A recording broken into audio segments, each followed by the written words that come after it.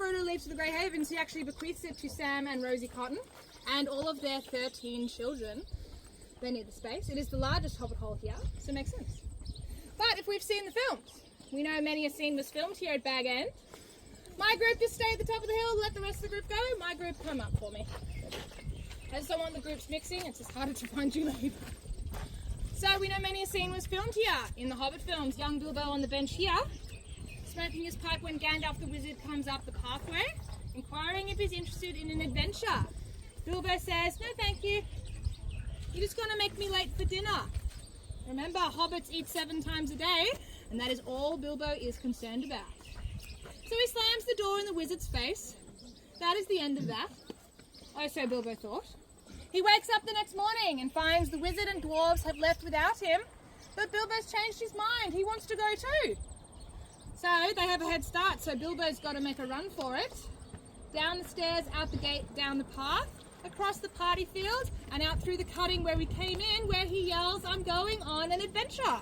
Years later, older Bilbo and Gandalf reminisce sitting up where that large pumpkin is, blowing smoke rings, watching preparations for Bilbo's birthday party being made ready on the party field down below there at sunset.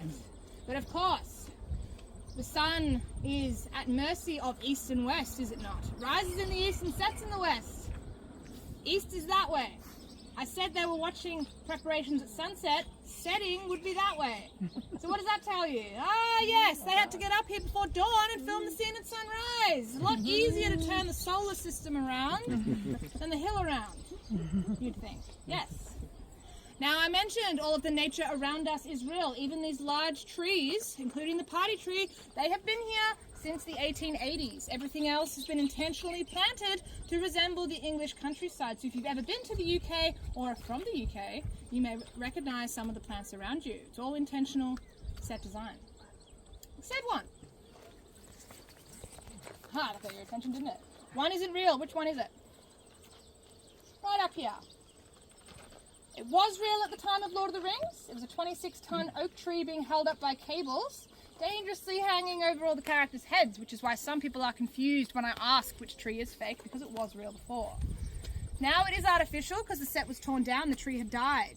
Yes, but we needed a tree again, and we needed the same tree for the sake of detail. So Peter Jackson had an artificial one made in its image.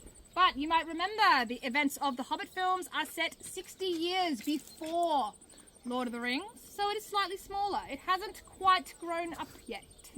Detail, yeah. Now, it was covered in 350,000 silk leaves made of foam and steel, and it had been sitting up there for 18 months. So 3 days before they yelled action for the first time on the Hobbit films, all these silk leaves had faded in the sun. For the sake of detail, that wasn't good enough, so Peter Jackson had his art department up on cranes and said, "You must paint them all again." He was a nice guy, I assure you, but he was, meticulous. They are now made of plastic, so they will not fade anymore. Lastly, before I let you get your photos, these stairs are the originals from the Lord of the Rings trilogy. They've been here a very long time.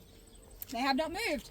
The set was torn down at the finishing of Lord of the Rings. The steps remained, as well as a white facade hole. If anyone was here coming on a tour back then, you'd be right, because people started sneaking in back then.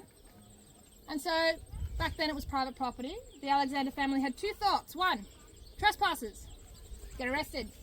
Or, we could get paid for this.